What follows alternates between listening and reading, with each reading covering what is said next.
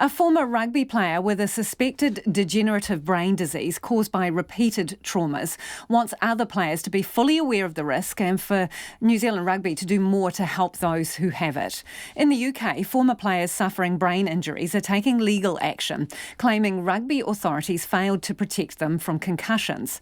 Ross Devlin says he suffered multiple concussions playing club rugby in the 90s and early 2000s and noticed changes in his personality and behaviour. Following another knock in a car accident in 2017, he went looking for answers. In August, an ACC-appointed neuropsychologist diagnosed Ross with potential CTE, or chronic traumatic encephalopathy.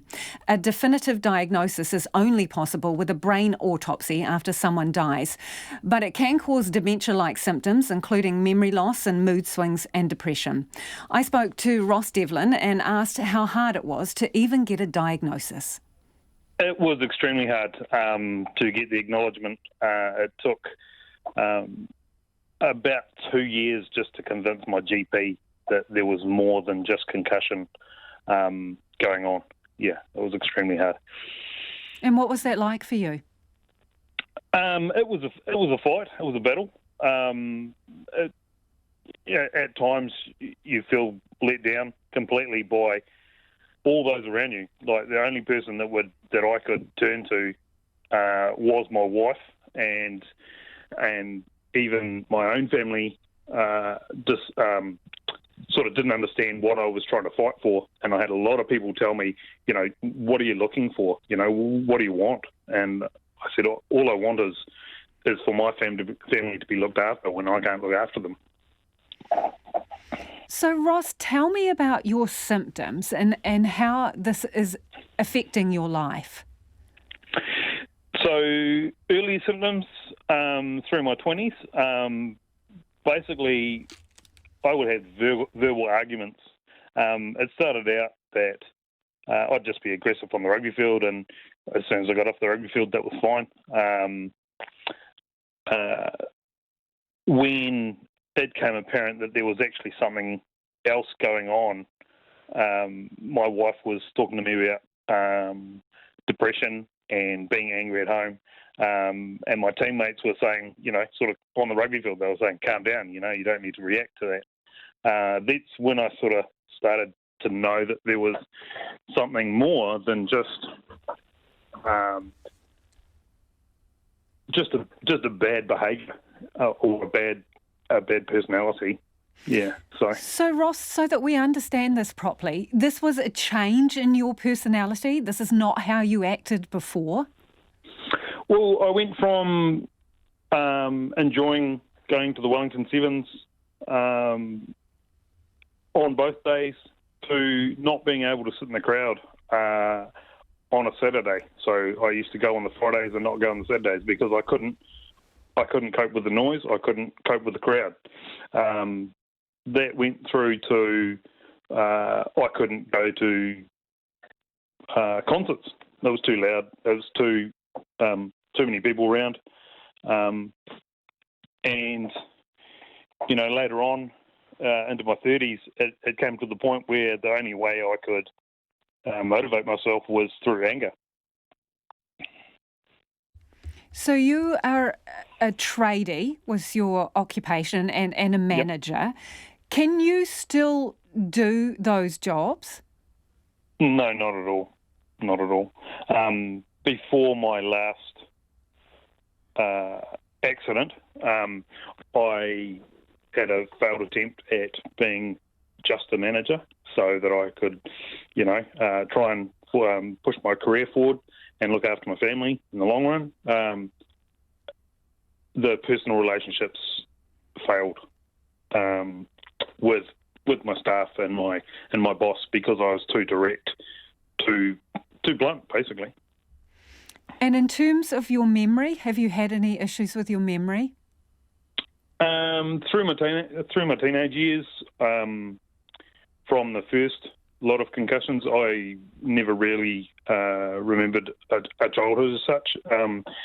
Part of that has come back because I've worked on memory and talking to my family.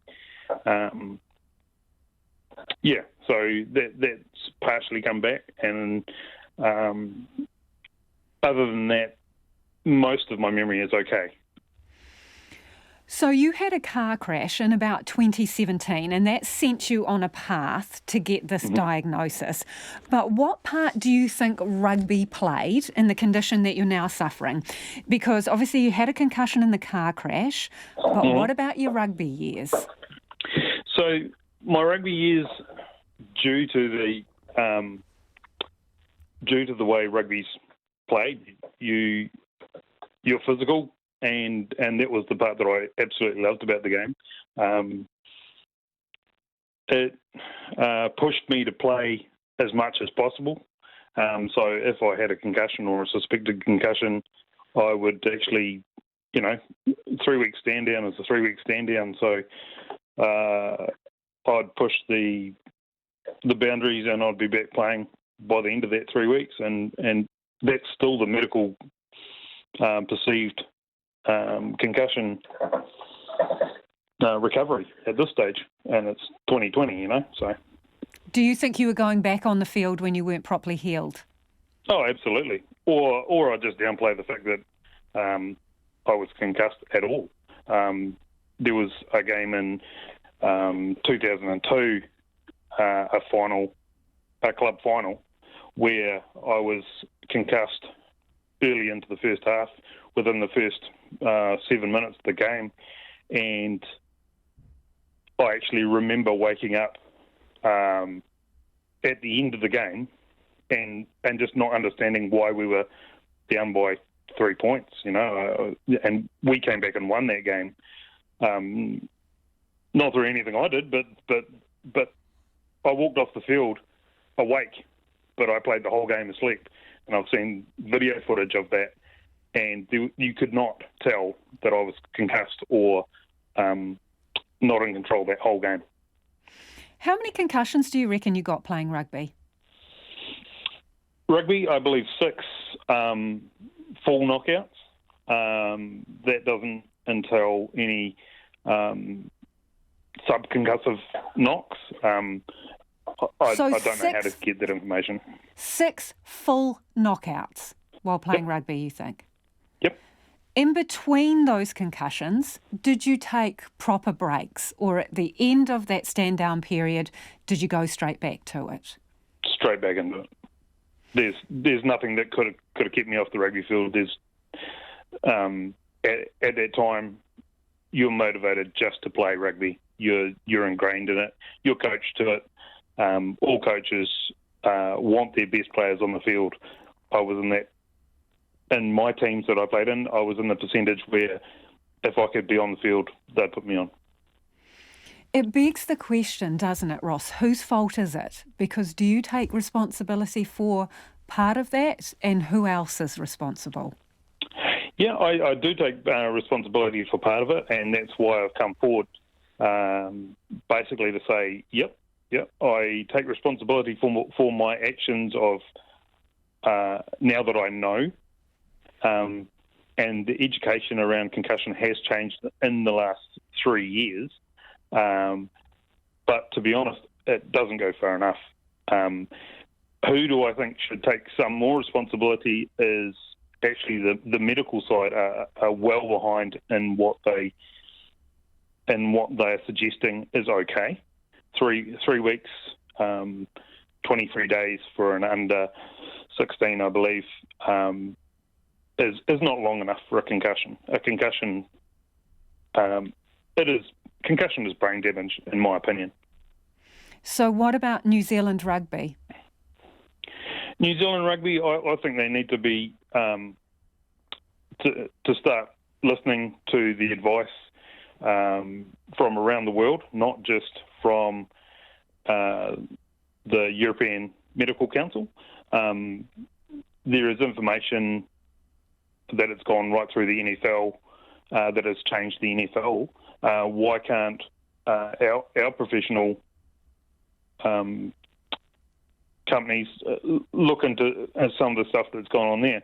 And even the NFL refused this information for years and years, even knowing they were damaging people. They still changed. Do you think New Zealand Rugby is open to hearing about this? Have you tried to contact them? And are they, do you think, open to the struggles of some players who have brain injuries? Absolutely not. NZRFU will not openly discuss anything about concussions or brain injuries to any member of the public, in my opinion.